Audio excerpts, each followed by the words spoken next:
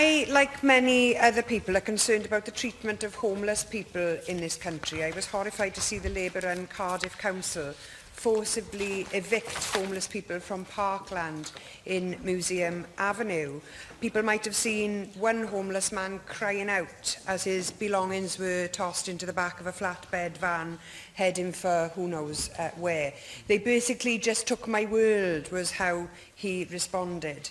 Now, I know the Minister with responsibility for homelessness was not happy with the punitive approach her Labour Party colleagues on Cardiff Council took to tackling homelessness in the city centre. She, like me, was probably left wondering why they seemed to take the advice of a Tory councillor who said, tear down the tents in the city centre.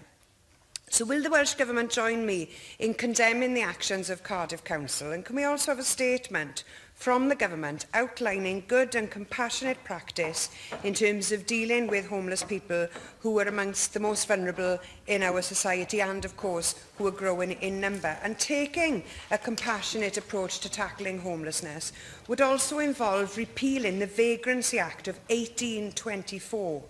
Because of their extra autonomy, Scotland and the North of Ireland have already repealed this archaic legislation which specifically criminalises rough sleeping and begging. We can't wait for Westminster to get rid of legislation that's been around for nearly 200 years. This is yet another reason why we need full devolution of our criminal justice system so that we can develop workable, compassionate and evidence-based laws that tackle the problems that we have in society and not allow them to be added to. Well, we clearly recognise the complex and difficult balance that local authorities do have to strike between supporting individuals and also responding to wider community safety issues, and those are challenges that the police also have to face. But supporting rough sleepers off the streets and into accommodation isn't always easy, but it is our expectation that local authorities and services, including the police, do take a trauma-informed approach to doing that and ensuring that the individual is at the heart of any actions which are taken.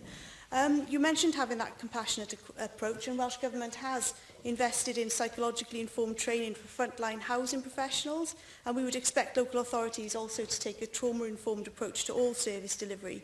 Frontline services will often be dealing with extremely vulnerable individuals, particularly rough sleepers, and whether the issue being raised is one of antisocial behaviour or drug use, supporting that individual to get the help that they need has to be at the heart of any response. I know that the Minister for Housing and Local Government is taking a very strong interest in this and showing strong leadership on it, and she's established a task force with Cardiff Council and the prison service which would look to offer people accommodation who are in these very vulnerable situations through the Housing First model in Cardiff.